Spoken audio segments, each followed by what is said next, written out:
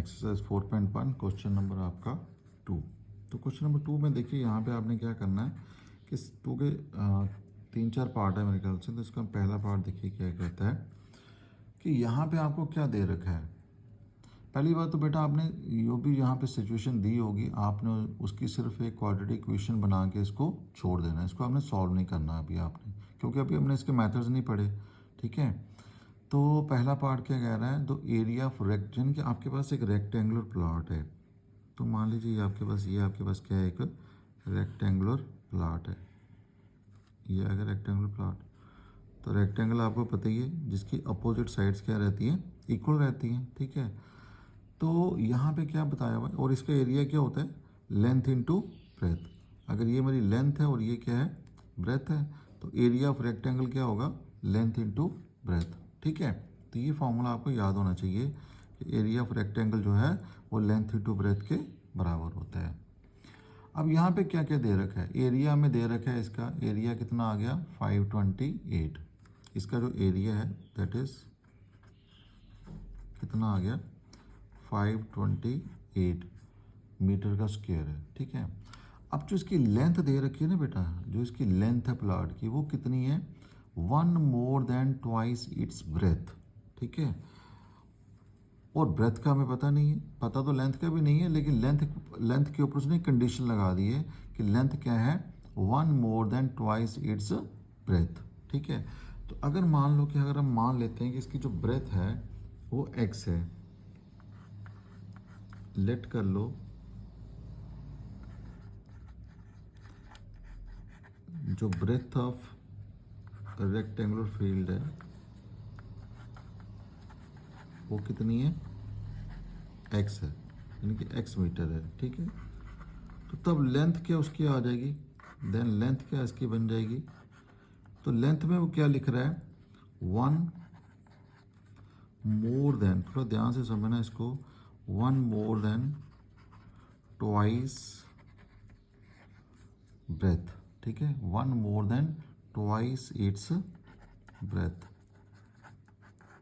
तो चलिए इसका मतलब समझते हैं हम, 1, तो 1 का मतलब क्या हो गया, 1 मोर देन का मतलब हो गया प्लस। ठीक है, ट्वाइस, तो ट्वाइस का मतलब क्या हो गया 2, और ब्रेथ को आपने क्या माना हुआ है x, यानी कि 2x। तो अल्टीमेटली जो हमारे पास लेंथ है वो क्या निकल के आएगी, 1 प्लस 2x मीटर। ठीक है, तो मेरे पास ब्रेथ भी आ गई और लेंथ भी इसकी आ गई है। ठीक है जी, सो नाउ एरिया तो हमें दिया हुआ है, इसका एरिया कितना दिया हुआ है 528 मीटर का स्क्वायर। आपको पता है एरिया किसके बराबर होता है, लेंथ इनटू ब्रेथ। रेक्टेंगल का एरिया लेंथ इनटू ब्रेथ, तो ये किसके बराबर आएगा 528 के। अब लेंथ तो आपने निकाल दी है, तो लेंथ कितनी आ गई 1 प्लस 2x। ठीक है, ये लेंथ हमने ऊपर निकाली 1 प्लस 2x, तो ब्रेथ आपने x मानी हुई है, तो इज इक्वल टू कितना है 528। सो दिस इम्प्लाइज दैट, अब x अंदर मल्टीप्लाई करेगा दोनों को, तो 1 इंटू एक्स कितना हो गया x, plus 2x into x कितना हो गया 2x का स्क्वायर, इज इक्वल टू कितना आ गया 528। थोड़ा इसको रीअरेंज कर लो, इसको डिग्री जो इसकी हाईएस्ट पहले लिखो इसको, तो 2x स्क्वायर और ये प्लस x, और इसको भी तो ले आओ, तो माइनस का हो जाएगा 528 विच इज़ इक्वल टू 0। तो देखो बेटा ये मेरे पास एक क्या बन गई है, क्वाड्रेटिक इक्वेशन। क्यों, क्योंकि ये कौन सी फॉर्म में है, सो it is of the form, it is of the form ax square plus px plus c is equal to 0. So therefore it is a quadratic equation. It is a quadratic equation. तो यही आपने बताना है part number 1 में बेटा। ठीक है, इसको आगे आपने सॉल्व नहीं करना है, यहाँ पे उसने बोला नहीं कि इसको आप सॉल्व करो, तो यहाँ पे आपने इसको छोड़ देना है, क्वाड्रेटिक बना के इसको आपने यहाँ पे छोड़ देना है। ठीक है बेटा, चलिए हम पार्ट नंबर 2 देखते हैं, इसका क्या है। जो पार्ट नंबर 2 है वो क्या कह रहा है,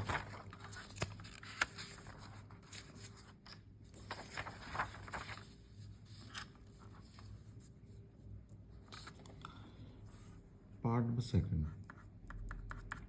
अब सेकंड क्या आ रहा है कि हमारे पास यहाँ पे क्या है कि product of to consecutive positive integer is 306 है, ठीक है। यानी कि दो कॉन्जिक्यूटिव पॉजिटिव इंटीजर्स हैं। तो बेटा आपको पता होना चाहिए कॉन्जिक्यूटिव पॉजिटिव इंटीजर्स कौन से होते हैं। कॉन्जिक्यूटिव पॉजिटिव इंटीजर्स, ठीक है। कॉन्जिक्यूटिव पॉजिटिव इंटीजर्स कौन से हो गए, जैसे मान लो 1 आया, 1 के बाद क्या आएगा 2, ऐसे नंबर 1 के बाद जो साथ साथ हो, 1 के बाद 2, अगर पहला 2 है तो दूसरा क्या आना चाहिए 3, ठीक है जी। अगर 3 है तो उसके बाद क्या आना चाहिए 4। तो ये कंटिन्यूटी में रहते हैं नंबर जो। अब इसको मैं जर्नल अगर लिखना चाहूँ तो पहला नंबर अगर मेरे पास x है तो दूसरा क्या होगा x प्लस 1, ठीक है। फिर तीसरा क्या होगा x प्लस 2। तो ये कंटिन्यूटी में नंबर रहेंगे। तो ऐसे नंबर्स को क्या बोलते हो आप, कॉन्जिक्यूटिव नंबर्स, ठीक है।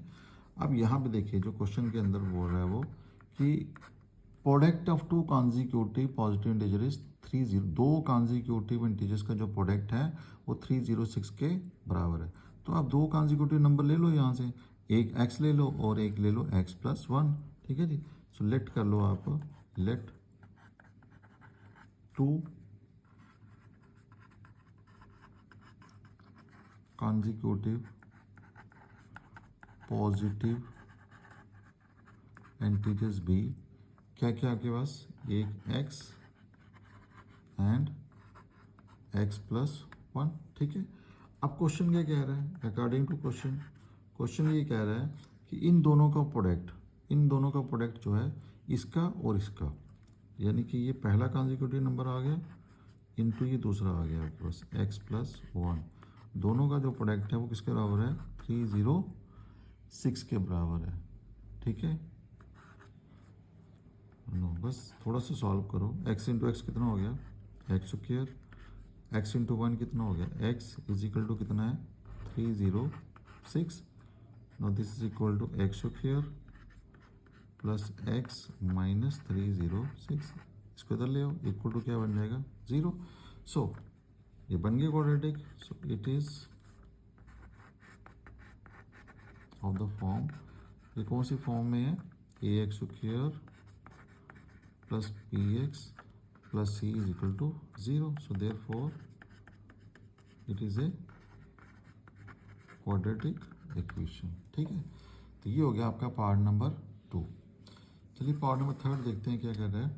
पार्ट नंबर 3 में उसने दिया बेटा ये एजिस वाला क्वेश्चन है। ये यहाँ पे एक दिया हुआ रोहन और एक है रोहन की मदर, थोड़ा समझ लीजिए पहले आप, एक है रोहन और एक है रोहन की मदर। तो क्या हो गया रोहन्स मदर, ठीक है। कह रहा है जो रोहन्स की मदर है वो 26 ईयर ओल्डर देन हिम है, यानी कि जो इसकी जो रोहन की जो मदर है वो रोहन से 26 साल बड़ी है। अब मान लो रोहन को मैं मान लेता हूँ एक्स है, रोहन की जो प्रेजेंट एज जो मान लेते हैं हम एक्स है, तो फिर इसकी मदर की एज क्या हो जाएगी 26 साल बड़ी है वो, ठीक है। 26 साल बड़ी का मतलब क्या हो गया एक्स प्लस 26 हो जाएगा, ठीक है।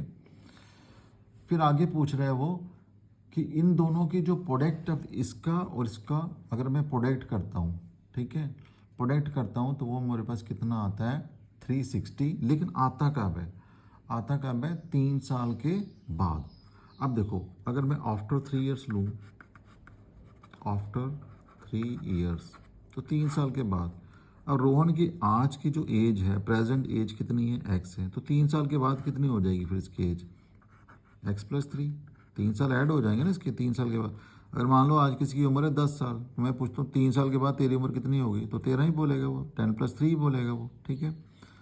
अब यहाँ पे देखो इसकी आज की जो एज है वो कितनी है एक्स प्लस 26 है, तो 3 साल के बाद क्या हो जाएगी फिर, तो एक्स प्लस 26 और प्लस क्या ऐड हो जाएगा 3 हो जाएगा, ठीक है। अब वो कह रहा है कि इसका और इसका प्रोडक्ट, ठीक है, इन दोनों का जो प्रोडक्ट है वो किसके बराबर है 360 के इक्वल है, ठीक है बेटा। तो ये आपका क्वेश्चन है जो कह रहा है। चलिए इसको सॉल्व करते हैं। अब मान लो लेट जो रोहन्स प्रेजेंट एज है रोहन की, जो आज की प्रेजेंट एज है वो कितनी है आपके पास, एक्स ईयर्स है, ठीक है। तो फिर जो इसकी मदर्स एज होगी, रोहन्स मदर्स एज, तो रोहन की मदर की एज कितनी आ जाएगी, एक्स प्लस 26, क्योंकि वो 26 साल बड़ी है, तो एक्स प्लस 26 आ जाएगी, ठीक है। अब 3 साल के बाद, तो 3 साल के बाद क्या होगा, आफ्टर 3 ईयर्स, 3 साल के बाद क्या होगा जी, ठीक है। 3 साल के बाद अगर रोहन की एज आज एक्स है, तो 3 साल के बाद क्या कितनी उम्र हो जाएगी, तो रोहन से एज, दोबारा से हमें एज बतानी पड़ेगी उसकी, वो कितनी हो जाएगी, एक्स प्लस 3, और इसकी जो मदर्स की एज है वो कितनी हो जाएगी, रोहन्स मदर्स एज, तो इधर इसकी x प्लस 26 है, तो यहाँ पे कितनी हो जाएगी, x प्लस 26 प्लस 3, तो दैट इज कितना हो गया, x प्लस 29 हो गया। अब क्वेश्चन क्या कह रहा है, अकॉर्डिंग टू क्वेश्चन दोनों का प्रोडक्ट, इसका और इसका प्रोडक्ट जो है वो हमारे पास किसके बराबर है, 360 के बराबर है। तो यानी कि ये आ जाएगा x प्लस 3 इंटू क्या करोगे, x प्लस 29 ही कर दो अब यहाँ पे, 29 इज इक्वल टू कितना आ रहा है, 300, आपका आ गया 60, ठीक है बेटा। अब 360 आ गया आपके पास, तो बस इसको करो थोड़ा सा सॉल्व, तो कितना आता है ये 9। अब दोनों बाइनॉमियल है, तो ये x पहले मल्टीप्लाई करेगा इस पूरे बाइनॉमियल को, तो x प्लस 29 एंड प्लस इधर 3 है, तो 3 भी पूरे को मल्टीप्लाई करेगा, तो x प्लस 29 फिजिकल टू कितना आपके पास, 360 आपके पास जी, ठीक है जी। तो चलिए देखिए कितना आता है आपके पास, दैट इज इक्वल टू, पहले x से कर लो तो कितना आ जाएगा, x into x, x square plus x into 29 कितना हो गया, 29x प्लस 3 इंटू एक्स कितना हो गया जी, 3x आ गया आपके पास, ठीक है। अब आपने इसको मल्टीप्लाई करना है 3 को 29 से, सो 9 3 तक कितना हो गया, 27, 3 टू द 6 और 2 कितना हो गया, 8, तो ये आ गया आपके पास 87 इज इक्वल टू कितना आ गया, 360। चलिए देखिए यहाँ पे क्या बचा आपके पास, एक्स स्क्वायर, अब ये भी एक्सुअल टर्म है और ये भी एक्सुअल टर्म है, तो दोनों को ऐड करो, तो 29 प्लस 3 कितना हो गया, 32x, ठीक है जी, प्लस आ गया 87 और माइनस कितना आ गया, 360, इसको इधर शिफ्ट कर लो आप, इक्वल टू क्या आ जाएगा, 0, ठीक है। तो फाइनली क्या बचेगा हमारे पास, this is x square plus 32x, अब देखो ये 87 है और ये आ गया 360, ठीक है जी। तो 87 में से आपने क्या करना है कि 360 को क्या करना है, माइनस कर लेना है, तो इधर 360 में से 87 को हम माइनस करते हैं, तो 10 में से 7 गए, 3 बचे, 5 रह गए यहाँ पे, तो 15 में से 8 गए 7 और ये 2 रह गए, तो 273, लेकिन साइन कौन सा आएगा, माइनस का, तो ये आएगा -273 इज इक्वल टू 0। तो ये देख लो आप, ये उसी फॉर्म में आ गया, ax² plus bx plus c, so it is of the form, it is of the form ax² plus bx plus c is equal to 0, so therefore it is a quadratic equation। तो ये quadratic equation बन जाएगी बेटा, ठीक है जी। No look at part number 4, देखिए part number 4 में क्या कर रहा है कि एक ट्रेन जो है वो ट्रेन क्या कर रही है, ट्रैवल कर रही है डिस्टेंस ऑफ 480 किलोमीटर, ठीक है जी। तो 480 किलोमीटर का जो डिस्टेंस है वो ट्रेन कवर कर रही है विद यूनिफॉर्म स्पीड। अगर हम उसकी स्पीड को कम कर देते हैं by 8 kilometre per hour, then it would have taken 3 hours more. अगर मैं इस ट्रेन की स्पीड को, मान लो अभी वो x की स्पीड से चल रही है, ठीक है, और अगर मैं इसकी स्पीड को रिड्यूस कर देता हूँ, x-8 कर देता हूँ, तो ये 3 घंटे ज़्यादा लेगी टाइम जो है, it takes 3 hours more.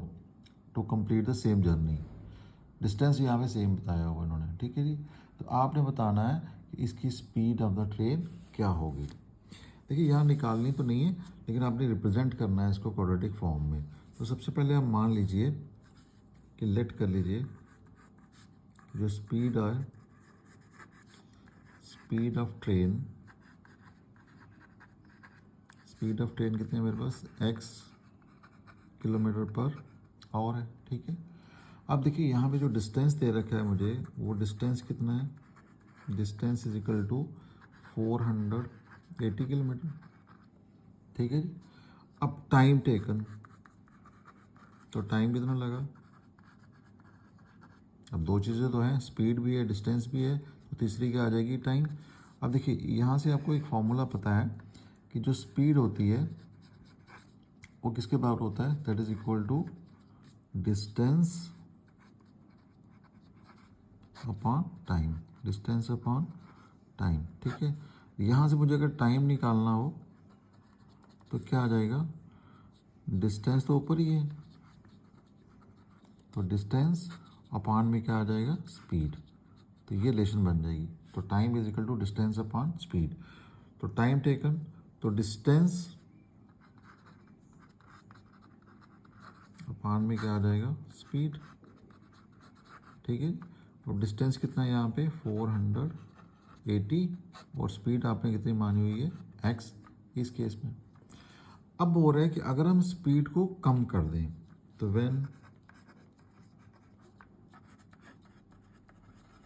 Speed is reduced या डिक्रीज्ड, कुछ भी आप ले सकते हो, ठीक है जी, decreased by 8 kilometre per hour, इसकी स्पीड आपने कम कर दी।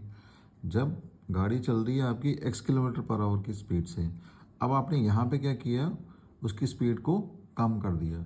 इट मीन्स कि गाड़ी अब नई स्पीड से चलेगी, तो उसकी नई स्पीड क्या बन जाएगी फिर, तो पुरानी स्पीड में से आपने 8 यहाँ से माइनस कर देना है, तो क्या आ जाएगा, x minus 8 kilometre per our. अगर मान लो ये रिड्यूस नहीं करता, बढ़ा देता, तो फिर यहाँ पे क्या आना था, x प्लस 8 आ जाना था, ठीक है जी। डिस्टेंस उतना ही है बेटा, डिस्टेंस में चेंज नहीं है, सेम डिस्टेंस उसने कवर करना है 480 किलोमीटर। तो नया टाइम, न्यू टाइम, टाइम भी तो नया लगेगा, तो न्यू टाइम टेकन कितना आ जाएगा यहाँ पे, तो फॉर्मूला वही रहेगा, distance upon speed. So distance is 480, लेकिन स्पीड यहाँ पे कितनी होगी, x माइनस 8, ठीक है।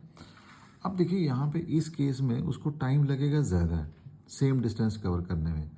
तो जब ये ऐसी सिचुएशन हो ना, तो आप देखिए क्वेश्चन अब क्या कहेगा, अकॉर्डिंग टू क्वेश्चन आप इसको ऐसे समझिए कि ज़्यादा टाइम, आपको लगा मोर टाइम, तो माइनस क्या होगा, लेस टाइम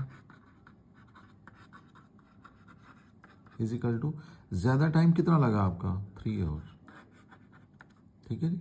अब देखिए ज़्यादा टाइम तो लगेगा यहाँ पे, अगर आपने स्पीड कम कर दी है तो टाइम तो ज़्यादा ही लगेगा ना, फिर वो कोई भी डिस्टेंस उसने कवर करना है तो ये आ जाएगा मोर टाइम। मोर टाइम का मतलब ये हो गया, this is 480 upon x minus 8, minus करोगे लेस टाइम, तो लेस टाइम कब लगेगा, ये जो नॉर्मल स्पीड से गाड़ी चल रही है, तो लेस टाइम का रिजल्ट कितना आया था आपके पास, 480 अपॉन एक्स, तो ज़्यादा टाइम कितना लगेगा, 3 आवर्स। तो ये बेटा मैंने समझाने के लिए लिखा आपको, more time minus less time is equal to कितना आ जाएगा, 3, ठीक है। तो अकॉर्डिंग टू क्वेश्चन आपका बनेगा ये वाली चीज़। नो यहाँ से आप देखिए 480 आप ऊपर से कॉमन ले सकते हो, तो 480 आपने बाहर ले लिया, अंदर क्या बचा, 1 upon x minus 8 and minus यहाँ पे क्या बचेगा, 1 upon x is equal to कितना आ जाएगा, 3, क्योंकि 480 तो आपने क्या ले लिया, कॉमन ले लिया। चलिए इसको ब्रैकेट के अंदर वाले पार्ट को थोड़ा सा सॉल्व कर लेते हैं। यहाँ पे एलसीएम क्या आ जाएगा, x इंटू एक्स माइनस 8, इसको 1 से मल्टीप्लाई करो, 1 इंटू एक्स कितना हो गया, x, बीच में साइन कौन सा है, माइनस का, तो 1 इंटू एक्स माइनस 8, ये भी कितना रहा, x माइनस 8 ही आएगा, ठीक है जी। अपान में क्या आ जाएगा, x माइनस 8, और साथ में क्या आएगा, x इज इक्वल टू कितना आ गया, 3 आ गया आपके पास। दिस इम्प्लाइज 480 एक्स माइनस से करो multiply, minus x minus minus क्या हो गया प्लस 8 अपान में देखिए क्या आ जाएगा x into x square and minus कितना आ जाएगा 8x इज इक्वल टू कितना आ गया आपके पास 3। अब ये प्लस का x और माइनस दोनों कट गए यहाँ पे, ठीक है। तो बचा क्या आपके पास, ऊपर क्या बच गया, एक आ गया 480 इंटू में क्या आ गया 8 अपान में क्या आ गया x square minus 8x is equal to कितना आ गया 3 आ गया आपके पास। चलिए इसको सॉल्व कर लेते हैं। देखो इसको आप क्रॉस मल्टीप्लाई कर सकते हो, ये 3 से मल्टीप्लाई हो जाएगा और ये 1 से हो जाएगा। जब 3 से करेंगे तो क्या आएगा 3 into x square minus 8x, तो 1 से करेंगे तो वही रहेगा 480 इंटू 8 आ जाएगा ये। अब 3 देखो यहाँ पे मल्टीप्लाई हो रहा है तो उधर जाके क्या हो जाएगा डिवाइड हो जाएगा। तो x square minus 8x this is 480 into 8 अपान में कितना आ जाएगा 3। अब देखिए 3 1 3, ये 48 से कट जाएगा तो 16 सीधा कितना होता है 48। तो ये आ गया मेरे पास x square minus 8x is equal to 160 into 8, ठीक है जी। तो 160 इंटू 8 को अगर आप मल्टीप्लाई करते हो तो एक्स स्क्वायर माइनस 8x ये आपके पास कितना आता है 800, 8 6 तो 48, 8 1 8 और 4 हो गया 12। तो इसको भी तो ले आओ, तो ये अल्टीमेटली क्या बनेगा x square minus 8x minus 128 0 is equal to 0, ठीक है जी। तो ये बन गया आपके पास क्वाड्रेटिक इक्वेशन ये। So it is of the form, इसकी क्या फॉर्म रहेगी, it is of the form a x square plus b x plus c is equal to 0। So therefore it is a quadratic equation. ये quadratic equation बन गई बेटा आपने। तो बहुत इंपॉर्टेंट क्वेश्चन है ये बेटा, ट्रेन वाला, ठीक है।